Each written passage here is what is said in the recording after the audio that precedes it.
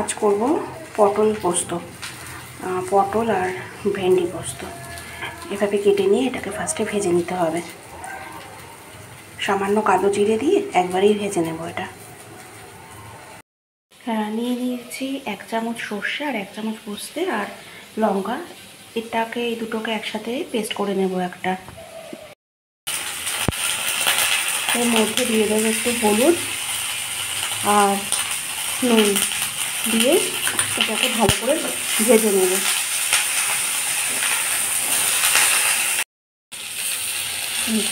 একদম লাল লাল করে ভেজে নিয়েছি। একটু ভালো করে ভাজতে হবে, হ্যাঁ, যেন কাঁচা না থাকে। এইবার আমি দিয়ে দেবো ওই সর্ষে পোস্ত পেস্ট করে রাখা, দিয়ে এবার একটু কষাতে থাকবো। এটাকে ভালো করে কষাবো। আর এর মধ্যে সামান্য চিনি দিয়ে দেবে। নুন তো আমি আগেই দিয়ে দিয়েছি, আর দেবো না। এর মধ্যে একটু সামান্য চিনি দিতে হবে। আমি দিচ্ছি না, আমি লাস্টে দেবো। তাই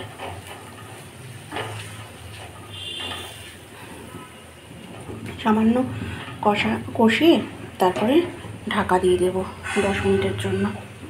এটা খুব ইজি আর খুব তাড়াতাড়ি হয়ে যায়, আর খেতে জাস্ট দারুণ লাগে। একটু ফুটতে শুরু করলেই আমি ঢাকা দিয়ে দেবো।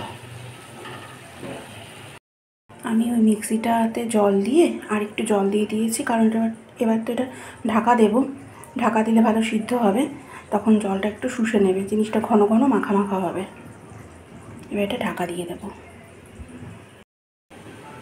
15 মিনিট পরে ঢাকাটা তুলে দিলাম। জলটা পুরো টেনে গেছে, মাখা মাখা হয়ে গেছে। ব্যাস, এর উপর দিয়ে একটু সর্ষের তেল ছড়িয়ে দেবো আর মিষ্টি দিয়ে নেব। আগে মিষ্টি ছাড়াটা তুলে নিয়ে দিয়ে দেবো। এটা একবার ট্রাই করো, দারুণ লাগে।